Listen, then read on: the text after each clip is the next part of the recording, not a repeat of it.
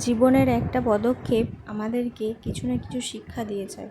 একটা কথা কি জানো তো, যখন আমরা কোনো কিছুতে সফলতা পাই তখন আমাদের চারপাশে মানুষের কোনো অভাব হয় না, কিন্তু যখন থেকে আমরা ব্যর্থ হয়ে পিছনে পড়ে থাকি তখন আর সেই মানুষগুলোকে আমরা পাশে পাই না বা তাদেরকে দেখতেও পাই না। আমাদের হাত ধরে একটু তুলে এগিয়ে দেওয়ার জন্য তাদেরকে আর দেখা যায় না।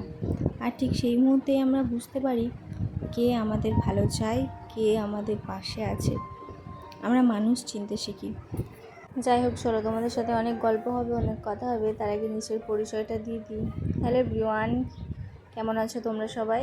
আশা করছি তোমরা সবাই ভালো আছো, সুস্থ আছো, আর আমিও বেশ ভালো আছি। আবারও চলে এলাম নতুন একটা ভিডিও নিয়ে। আজকের ভিডিওটা বিকেল থেকেই শুরু করছি। বিকেলের যে সমস্ত কাজ বাড়িতে থাকে সেই সমস্ত কাজগুলো সেরে এখন এসেছি ঘরে।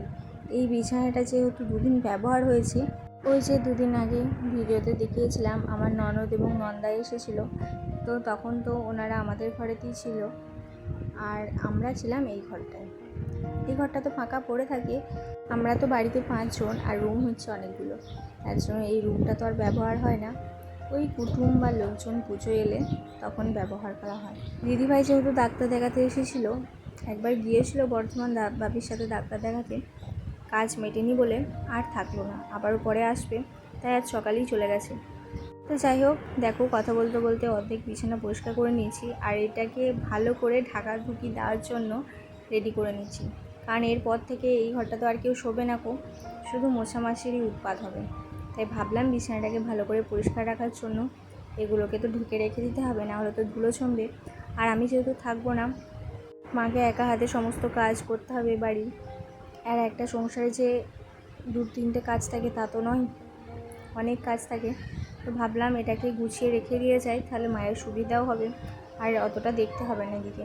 এই দুদিন যা গরম পড়েছে, মনে হচ্ছে কোনো কিছুই একদম করবো না, চুপচাপ শুধু বসে থাকি, কোনো কাজ করতে না হলেই যেন ভালো হয়। কিন্তু কি বলুন তো, সংসারের কাজ তো ফেলে রাখলে হবে না, আর কেউ এসে করেও দেবে না, নিজের কাজগুলোকে নিজেকেই করতে হবে। আর সংসারে যদি একদিন কাজ রাখা বন্ধ দিই তাহলে কিন্তু অলস লাগে, পরের দিন সেই কাজটাও যেন করতে ভালো লাগে না গো। মাঝে মাঝে ভাবি আমরা মেয়েরা কত না অদ্ভুত, আমাদের জীবনটা যেন অন্যরকম হয়ে যায়। বিয়ের আগে একরকম থাকে, বিয়ের পরে অন্যরকম হয়ে যায়। এই যেমন ধরো, বিয়ের আগে শুধু পড়াশুনো, একদিন টুকটাক ঘোরা, মানুষের সাথে গল্প করা, মেশা, বন্ধুদের সাথে ঘুরতে যাওয়া, এগুলো বিয়ের পর হয় না ঠিকই, কিন্তু বিয়ের পর যেন অন্যরকম একটা জীবন পেয়েছি।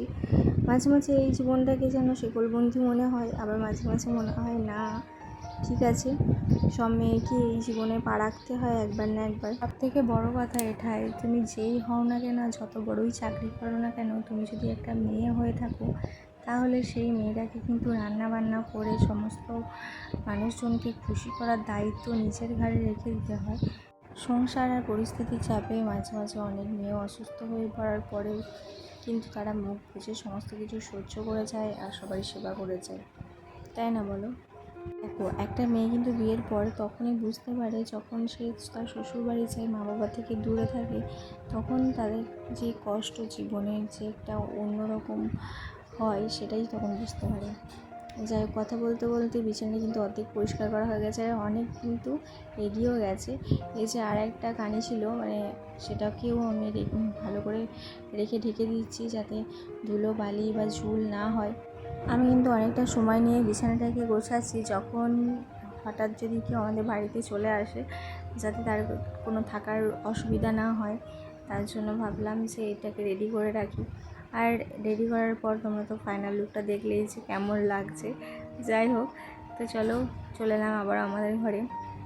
বিছানাপত্রগুলোকে গুছিয়েছিলাম, তারপরেও দুপুরে যেহেতু শুয়েছি তাই একটু অগোছালো আর নোংরা হয়েছে, তাই ভাবলাম ভালো করে গুছিয়ে রেখে দিই। মা অনেকগুলো জামা কাপড় মাখিয়েছে, তো ওইগুলোকেও ইস্ত্রি করতে হবে, তাই আর কি হাতে যে সমস্ত কাজগুলো আছে সেগুলো চট করে সারার চেষ্টা করছি। আর কিছুক্ষণ পরে সন্ধে হয়ে যাবে, তার আগে বাপি যেহেতু রুটি খায় সেই রুটিগুলোও করে দিতে হবে। দিদি যাইবো যেহেতু ছিল, তার জন্য 2 দিন রুটি হয়নি কো, বাপি ভাতই খেয়ে নিচ্ছিল রাতে। তো আজকে থেকে তো আবার সেই ডেলি রুটিন শুরু হলো। যাই হোক, বেশি ভেবে কাজ নেই, যখন করতেই হবে তখন ভাবলাম তাড়াতাড়ি করে সমস্ত কাজগুলো শেষ করে নিই। আর আমি যেহেতু থাকবো না, ভাবলাম একবার ঘরের ঝুলগুলোও ছেড়ে দেবো। কিছুদিন আগেই ছেড়েছি, তারপরেও আমাদের বাড়িতে এত মাকড়সা যে তুমি আজকে ঝাড়লে পরের দিনই দেখবে ঝুল হয়ে গেছে। তো ভাবলাম আমি তো যেহেতু অনেক দিন থাকবো না, তার জন্য আর একবার ঘরটা ভালো করে ক্লিন করে নিলে তো দেখতেও ভালো লাগবে আর পরিষ্কার পরিচ্ছন্নও থাকবে। লক্ষ্য করে দেখো, বিছানার চাদরটা কিন্তু অনেকটা নিচে নেমে এসেছে। তো ভাবলাম থাক, আজকে আর কিছু ঠিক করবো না গো, কালকে যখন সকালে আবারও বিছানা গোছাবো তখন ঠিক করে বেঁধে দেবো। আর এদিকে আমি নাইটিটা পরেছিলাম, শুকিয়ে গেছে, তো এটাও গুছিয়ে ভাঁজ করে রেখে দিচ্ছি।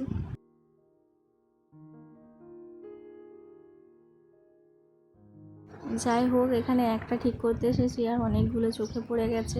আলনাটা অগোছালো হয়েছিল, ভাবলাম আলনাটাকেও ভালো করে গুছিয়ে দিই। আর অনেক দিন ধরে দুটো তিনটে জামা কাপড় আমার বাইরে ছিল, সেগুলোকেও আলমারিতে ভরে দিতে হবে।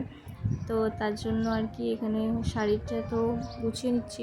আমি যেহেতু এখন আর শাড়ি পরি না গো, তার নাইটি বেশিরভাগ পরি, কারণ খুবই অসুবিধা হয় রান্নাবান্না করতে যাওয়ার সময়, পেটে চাপ পড়ে। তার জন্য শাড়িটাকে এখানে গুছিয়ে রেখে দিচ্ছি। আমি থাকবো না যখন, যেদিন যাবো তার আগের দিন বা সেই দিন আমি এনে গুছিয়ে ভরে রেখে দেবো, যাতে নোংরা না হয়, ধুলো না জমে। ঘর বাড়িতেও গোছানো মোটামুটি কমপ্লিট, ঝাঁটপাটও দেওয়া হয়ে গেছে। আমি বসেছিলাম আর খানিকক্ষণ পর শুনতে পেলাম ছাদ থেকে অনেক জোরে আওয়াজ হলো, আর ছাদে এসে দেখি এরকম অবস্থা। আমি হয়তো ভেবেছিলাম হনু এসেছে, তার জন্য ছাদে লাফালাফি করছে, আওয়াজ হচ্ছে। ও মা, এসে দেখি এরকম পিঁয়াজের অবস্থা হয়ে গেছে। তো যাই হোক, চলো আজকের মতো ভিডিও এখানেই থাকছে, দেখা হচ্ছে পরের ভিডিওয়। ভালো লাগলে লাইক কমেন্ট শেয়ার করুন।